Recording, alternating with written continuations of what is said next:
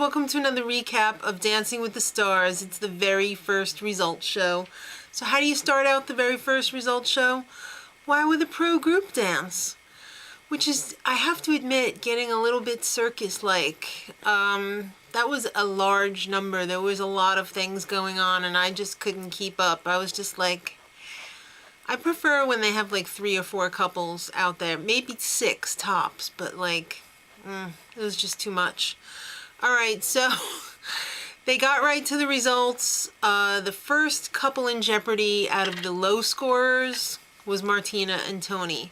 No surprise there. It was bear in a swamp last night, pretty much. So they got to the first performance, and that was Matt Nathanson, and he performed with Sugarland. And Peta and Tristan danced. Oh my God, they are my new favorite couple. Well, Tristan was always in my top 3 favorite dancers on the show, but the two of them are really great together. Actually, Peta's great with everybody that she dances with, and so is Tristan. Oh, and the music was good too. It was actually really good. I enjoyed it. I wouldn't go out and buy it, but I didn't fast forward. So out of the higher scorers, Roshan and Chelsea are in jeopardy, which I'm finding extremely hard to believe. I think it's a ploy. All right, so then they threw in a little video package just for kicks. No one wants to be in the Losers Club. It was all about being the first one to go. So yeah, nobody wants to be in the Losers Club, especially Homer. He says, my God, I hope it's not Melissa because she's so emotionally fragile. I don't know if there's any more Lifetime movies that she could possibly make that haven't already been made. It's a tough one. All right, so the new dance troupe comes out. It's actually the same old dance troupe with 2 different members switched out. Fresh meat.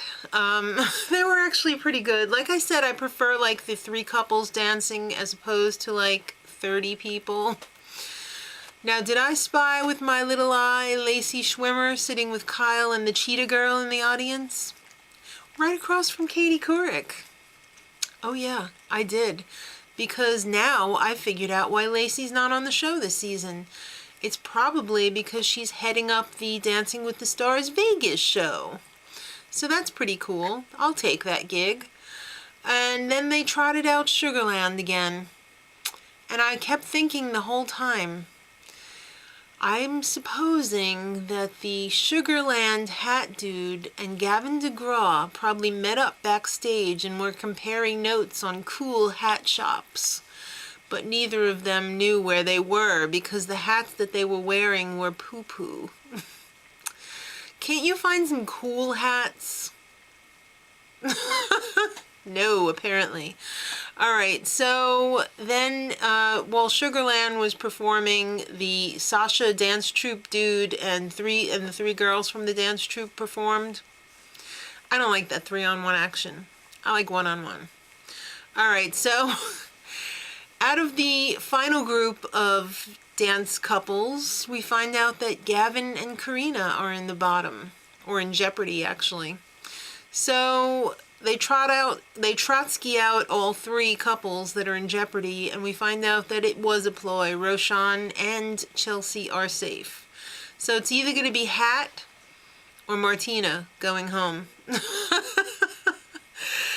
As bad as Hat was, it's Martina's week to go. She will be joining the Losers Club, first one out of the season. So Martina and Tony are out. Poor Tony. I mean, I think he's been in that club a few times. That's a shame. Anyway, next week, 2 exciting dances. I know. Whoops! I think Homer got a little drunk with with giddiness here. I just gave him some catnip, and he almost bought the farm here by falling off of his little perch. What happened, baby? Were you upset that Martina went home? He said he was upset for Tony, but he is excited that the salsa is next week, and Maddie goes salsa dancing almost every week. And the rumba, the dirty sexy dance. So